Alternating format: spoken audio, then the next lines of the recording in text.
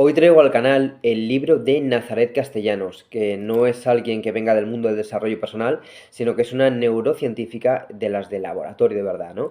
Y es verdad que para mí eso lo cambia todo. ¿Por qué? Porque no es un libro de mentalidad típico de frases bonitas, sino que habla de cómo funciona realmente el cerebro y sobre todo de algo que se ha ignorado desde hace años, que es que el cerebro no funciona solo. En su libro Neurociencia del cuerpo parte de una idea muy simple pero potente, que para mí es la de que el cuerpo no acompaña al cerebro, es el cuerpo el que está moldeando al cerebro constantemente. De hecho, el propio libro deja claro que funciones como la memoria, atención o estado emocional dependen de cosas tan poco mentales como la postura, la respiración o el intestino. El libro va a ser un recorrido que empieza en el cerebro, pero enseguida baja al cuerpo. Veremos cómo el intestino, la respiración, el corazón, las sensaciones internas, cómo moldean nuestro cerebro y cómo vamos a hacer un viaje prácticamente de abajo a arriba, entendiendo cómo el organismo, ¿no? Acaba esculpiendo el cerebro.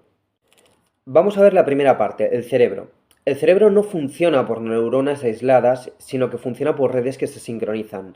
El cerebro es un sistema dinámico, rítmico y colectivo. Se tiene que comunicar entre ellas. Vamos a partir de la idea principal, que es la del bosque neuronal. Las neuronas funcionan como un sistema organizado, no como unidades independientes. Se comunican a través de la sinapsis, generan patrones de actividad conjunta y lo importante no es la neurona, sino las conexiones. Sin sincronización no hay una función real del cerebro. La sincronización es lo que hace que todo el cerebro funcione como una orquesta. Las neuronas se coordinan, se agrupan en patrones y la información se propaga en bloque. Esto sigue un principio biológico, que es que el de los sistemas complejos funcionan por sincronización. El cerebro también nos comenta que es rítmico, ¿no? Que tenemos una serie de ondas, ¿no? Unas ondas cerebrales, y que el cerebro no está encendido o apagado, sino que está oscilando constantemente entre este tipo de ondas. ¿Cuáles nos vamos a encontrar? Bueno, pues tenemos por un lado las delta, que son las que tenemos en el sueño profundo, las teta, que son las de memoria y el aprendizaje, las alfa, que es cuando empezamos a tener más foco, atención y sobre todo inhibición de distractores, las beta, que son las que se activan en la acción y el movimiento, y las gamma, que es la de la conciencia, la percepción fina y sobre todo las de una alta concentración. Y cada estado mental tiene, por así decirlo, una firma en cuanto a ondas. Habla también sobre la atención, también el cómo filtrar la atención. La atención no es solo enfocarse, sino que también es bloquear lo irrelevante. Las ondas alfa inhiben distractores y, por ejemplo, el cerebro está constantemente luchando contra las interferencias internas. El problema no es la falta de foco, sino que a veces no sabemos inhibir todos esos distractores, ¿no?, que tenemos. Habla también sobre percibir. Percibir a veces es igual a interpretar. No vemos la realidad tal cual. El cerebro descompone la información, la compara con la memoria y la reconstruye, ¿no? Percibir es una mezcla del pasado, presente y la expectativa. También habla de que el cerebro no es algo instantáneo, es decir, hay un retraso entre el estímulo y la consciencia. Lo que ves ya ha sido procesado antes sin que lo sepas. El cuerpo y el cerebro reaccionan antes de que seas consciente. También habla sobre la memoria que no es un almacenamiento en sí, sino que es a veces una reconstrucción. Cada vez que recuerdas, modificas ese recuerdo. El estado emocional cambia también el recuerdo y el estrés dificulta a veces consolidar ese recuerdo. También habla sobre que olvidar es necesario. ¿Por qué? Porque eso permite a veces generalizar, evitar una saturación mental y sobre todo facilita el aprendizaje, ¿no? Sin olvido no va a haber una consolidación de la inteligencia. Vamos ya a incorporar al cuerpo dentro de todo este viaje que vamos a ir haciendo para ver y comprender cómo funcionamos. En el caso del cuerpo, el cerebro no solo recibe la información del exterior, sino que está constantemente recibiendo información del interior del cuerpo. Y esa información interna influye directamente en cómo piensas, sientes y decides. Esto es lo que se introduce en el capítulo, es decir, la mente se construye también desde el cuerpo, desde lo que manifiesta nuestro propio cuerpo. Vamos a ver dos puntos claves. El primero es el de la interocepción, que es la capacidad de percibir lo que pasa dentro del cuerpo, es decir, el latido del corazón, la respiración, las sensaciones viscerales, la tensión interna.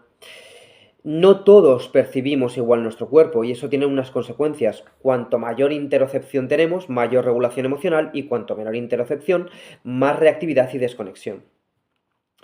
Por otro lado, el otro concepto que vamos a ver es el de la propiocepción, que es el de la percepción de tu cuerpo en el espacio, ya sea por la postura, por el movimiento, por la posición, y esto influye directamente en cómo sientes las cosas, cómo actúas y por supuesto cómo te perciben.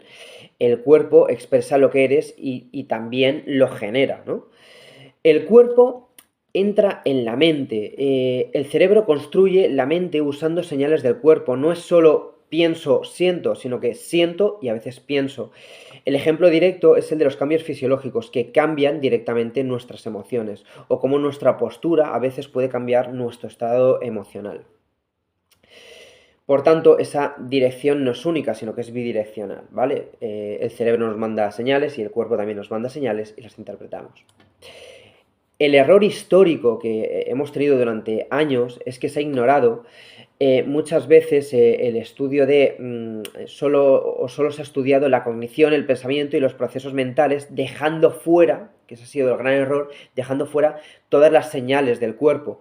Y al final el cuerpo es el que está dando el soporte a todo el sistema. ¿Qué debemos de hacer? Entender que el ser humano funciona como un todo. No hay una separación real entre mente y cuerpo. Lo que le pasa a uno impacta directamente en el otro. El intestino. Bueno, el intestino no es solo hacer la digestión, es un sistema que está influyendo directamente en el cerebro constantemente. Hay una comunicación en dos direcciones, cerebro-intestino e intestino-cerebro. Y muchas veces el intestino tiene más peso de lo que realmente pensamos. El sistema digestivo es un sistema también neuronal. El sistema nervioso entérico tiene millones de neuronas, la capacidad de funcionar de forma autónoma y comunicar de forma también directa con el cerebro. Por tanto, este sistema digestivo no es un órgano pasivo, sino que tiene una comunicación directa. Por otro lado, también va a tener un papel muy importante la microbiota que yo creo que ya todos conocemos, ¿no? Ya que dentro del intestino hay millones de microorganismos y esta microbiota lo que hace es que produce neurotransmisores, modula la inflamación, influye en el sistema nervioso, entonces ya no solo está dirigiendo, también influye en cómo te sientes. También hay una comunicación del cerebro al intestino. Esto es lo conocido como, por ejemplo, casos como el del estrés, ¿no? Que afecta y nos da problemas digestivos, o como la ansiedad, ¿no? También nos da esas alteraciones intestinales. El cerebro, de forma clara, impacta el intestino. Y también, por supuesto, el intestino al cerebro. Es decir, que aquí es donde está el giro. El intestino también cambia el cerebro, cambia el estado de ánimo, influye en la ansiedad, modula el aprendizaje, afecta a la toma de decisiones. No todo lo que sientes viene de la cabeza. También tenemos que relacionar esa parte de microbiota y psicología. El estado de la microbiota influye directamente en las emociones, en la conducta y en los procesos cognitivos. Hay un ejemplo claro que es que los desequilibrios generan más inflamación y esto va a generar, desde luego, un peor funcionamiento cerebral. Lo que comes acaba influyendo en cómo piensas. También en cuanto a los hábitos y estilo de vida. Este capítulo, ¿no?, del libro en el cual te menciona el intestino deja algo muy claro, que es que el estilo de vida impacta directamente en la mente, en la alimentación, el estrés, el descanso, todo pasa por el cuerpo, ¿no?, antes de llegar al cerebro. La respiración. Bueno, vamos a ver la respiración como algo que no solo es automático, sino que es de las pocas funciones corporales que puedes controlar voluntariamente. Y ese control puede cambiar directamente nuestro estado mental. Vamos a incluso a poder tener una modulación neuronal. Bueno, primer paso es entender a la respiración como un puente. ¿Por qué? Porque nos va a conectar con el cuerpo, con el cerebro, con el sistema nervioso. Eh, Tenemos que entender que por un lado puede ser automática, pero también voluntaria, y es fisiológica, pero también entrenable. Tenemos control sobre algo que funciona realmente solo, ¿no? Y podemos entrenarlo. El cerebro también respira. La actividad cerebral está sincronizada con la respiración. Los cambios en el ritmo respiratorio cambian la actividad neuronal y esto influye en la atención, en la memoria y por supuesto en la emoción. No respiras igual cuando estás calmado que cuando estás en alerta, está claro. Y eso cambia cómo funciona tu cerebro. También tenemos que ver la relación entre la respiración y la atención. La respiración afecta directamente al foco. La respiración consciente mejora la atención. La respiración desregulada va a generar más dispersión o más caos. Y puedes entrenar tu atención a través de la respiración. También nos va a afectar en la memoria. Hay una relación directa entre el ritmo respiratorio y la capacidad para recordar.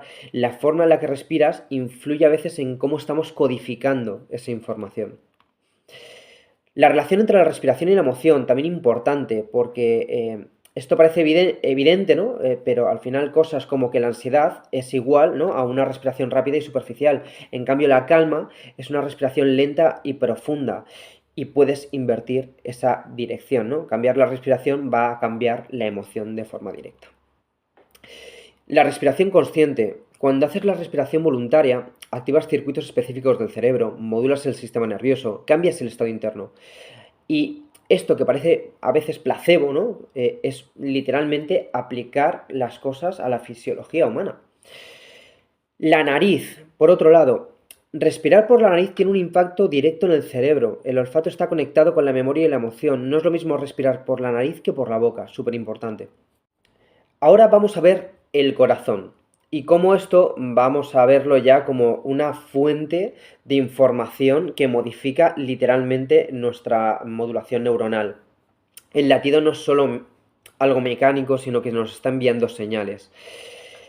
El corazón es el primer órgano funcional importante y el último en detenerse. Marca el inicio y el final del sistema. Y esto es porque el ritmo cardíaco es la base de la vida y del sistema nervioso. Por un lado, el pulso es el lenguaje de la vida. El latido no es constante, tiene variabilidad, tiene ritmo, tiene patrones, y esta variabilidad es información. El cerebro no solo recibe esos latidos, recibe literalmente señales dinámicas que reflejan el estado interno, ¿no?, que tenemos en ese momento.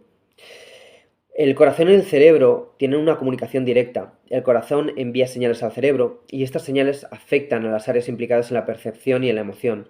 El cerebro integra el latido en el procesamiento de la realidad. También es una puerta de la percepción. Aquí está uno de los puntos más importantes. El latido actúa como un modulador de la percepción, determina la intensidad, influye en la interpretación y ajusta la respuesta. No percibes igual en diferentes estados cardíacos, está claro. No vemos las cosas como son, sino como somos. La idea central de la parte del corazón es que la percepción depende del estado interno y este estado incluye la activación fisiológica, el ritmo cardíaco y las señales internas. La realidad que ves está filtrada por tu cuerpo. Cuando pierdes conexión con el cuerpo, pierdes referencia interna, te vas a volver más reactivo, interpretas peor, hay una falta de conciencia corporal. Y por otro lado, también hace una relación con el fuego, ¿no? Con ese fuego interno.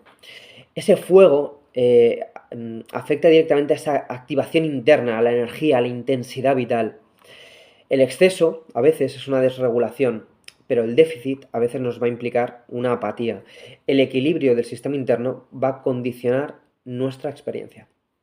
Vamos a hablar ahora de la experiencia interna, es decir, no solo lo que ocurre, sino cómo se construye eso que estás viviendo, ¿no? Que es al final un sistema que está condicionado por todo tu cuerpo. Por un lado, vamos a hablar de la subjetividad, es decir, no hay dos personas viviendo lo mismo. El mismo estímulo genera experiencias distintas. ¿Por qué? Porque cada persona tiene un cuerpo distinto, tiene una historia distinta, tiene un estado interno distinto y al final la realidad no cambia, lo que está cambiando es el sistema que la está interpretando. No hay una experiencia neutral. Hay un marco subjetivo neuronal. El cerebro no interpreta desde cero, siempre parte de un marco previo y este marco incluye la memoria, es decir, lo que hemos vivido, las expectativas, que es lo que esperamos a veces, y el estado fisiológico, que es cómo estamos. Porque al final todo esto es lo que va a hacer el cómo o ver cómo interpretamos las cosas. La experiencia, por otro lado, es una experiencia, la experiencia es una construcción activa. ¿Por qué? Porque tiene una serie de pasos. Es decir, el cerebro le llega la información, se filtra, se compara, se interpreta y por fin eso se convierte en una experiencia. Por tanto, lo que estás viviendo es una experiencia ajustada a lo que ya había, ¿no? Por otro lado, el cuerpo, ¿qué papel va a tener dentro de esa construcción? Bueno, pues el cuerpo no está fuera de esa experiencia, está dentro del proceso que la genera mediante esas señales internas, el estado fisiológico, la activación del sistema y todo eso entra en la construcción de lo que sientes, piensas y percibes. Entonces, por ejemplo, un mismo comentario uno lo vive como un ataque y otro lo puede vivir como una broma. ¿Y qué cambia? El estado interno. También tenemos que ver la ilusión de la objetividad, ¿no? Creemos que vemos las cosas como son y eso no es verdad. Siempre estamos filtrando y ese filtro depende de tu cuerpo, de tu historia, de tu estado actual. Cuanto menos consciente eres de esto, más crees que tienes razón. Y al final esto es clave para trabajar con gente. La mayoría no discute hechos, discute las interpretaciones que cree como reales. También nos mete un concepto muy importante, que es el del agua, ¿no? El agua que representa cómo funciona la experiencia. Cambia constantemente, se adapta al contexto, no es rígida, ¿no? La experiencia no es fija, es dinámica. Y esto tiene una implicación potente, que es que lo que hoy interpretas de una forma, mañana puede cambiar completamente. Y por supuesto que esta experiencia se puede modificar, pero no desde fuera, desde dentro del sistema. Y aquí es donde conecta todo lo que hemos visto anteriormente de la respiración, el intestino, el corazón y el estado fisiológico. No cambias, no puedes cambiar esa realidad, pero cambias cómo la construyes y cómo la vives. La tesis final es que no tenemos un cuerpo como tal, sino que tenemos un sistema y hay que entenderlo como tal. Este sistema es el instrumento con el que vives, percibes y decides. Y de alguna manera, la síntesis de todo lo que hemos visto del cerebro, del intestino, de la respiración, del corazón, los sistemas internos, ¿no? Todo eso no son partes sueltas, son un engranaje de un sistema que está funcionando a la vez. El cuerpo no es un soporte del cerebro, es el instrumento a través del cual ocurre la experiencia. Por ejemplo, tú dependes de tu estado interno. Si el instrumento está desajustado, percibes peor, está claro, decides peor, reaccionas peor. Tenemos que verlo como una integración total. El intestino influye en el cerebro, la respiración modula la actividad neuronal, el corazón afecta en la percepción, las sensaciones internas condicionan la experiencia. Y si os dais cuenta, no se puede separar nada. Todo esto está funcionando en un conjunto. Tenemos que ver la coherencia del sistema. Cuando el sistema está regulado, ¿qué vamos a tener? Claridad, estabilidad, vamos a tomar mejores decisiones. Sin embargo, si este sistema está desregulado o no hay una coherencia entre el sistema, ¿qué vamos a tener? Más caos, más reactividad, más distorsión de las cosas. Y al final, esto no va a ser solo un problema del pensamiento, sino que va a ser un problema de lo que está ocurriendo en el sistema. El error común es intentar cambiar solo desde la cabeza, es decir, pensar que con más motivación, más disciplina o tocando más la parte cognitiva, sin tocar el cuerpo va a haber resultados. Es imposible, es el error más grande del mundo. ¿Qué propone Nazaret como la intervención real? Bueno, pues dice que si tú quieres cambiar tu experiencia, tienes que intervenir en el sistema, y esto incluye la respiración, el estado fisiológico, los hábitos, la regulación interna. No es solo entender cómo funcionan estas cosas, sino intentar modificar el funcionamiento de las mismas como un sistema de engranajes para que todo funcione bien. También hace ilusión, por supuesto, a que podemos intervenir en cómo funciona nuestro sistema, en cómo percibimos las cosas, en cómo respondemos, en cómo decidimos, ¿no? Por tanto, yo creo que nos deja aquí un aprendizaje súper potente, que es que muchas veces hemos intentado cambiar todo lo que nos pasa aquí solo desde aquí. Y si comprendemos que somos un sistema de engranajes donde entran muchos factores e intentamos modular todos esos factores en una coherencia, vamos a poder cambiar. Como conclusión de todas las cosas que te he ido comentando a lo largo de este análisis del libro, y sobre todo si te puedes quedar con algo, es que no estás viviendo exactamente la realidad como piensas que es de forma neutral, sino que lo estás viviendo en base a la interpretación de todo el conjunto del sistema. Y al final esto depende de cómo estás respirando, del cómo está tu cuerpo, cómo te sientes, cómo late tu corazón, cómo estás regulado por dentro. También, por supuesto, de las experiencias, vivencias, expectativas. Pero, desde luego, si tienes intención de cambiar, lo que hay que intentar hacer es cambiar desde todos los ángulos. Porque, como bien dice el libro, finalmente somos un sistema de engranajes en el cual si estamos afectados por una cosa pero y solo estamos solucionando la otra, no vamos a generar un cambio. Por eso hay veces que la gente, aunque pretenda cambiar, no puede cambiar. ¿Por qué? Porque no entiende que somos un conjunto y que al final hay que hacer todo con una cierta coherencia. No solo por cambiar una cosa vamos a mejorar completamente nuestra vida. Tenemos que entender todo esto como un sistema, intentar cambiar todo esto desde el conjunto. Así que espero que hayas aprendido un montón, que te lo hayas pasado muy bien con el vídeo y nos vemos en los siguientes.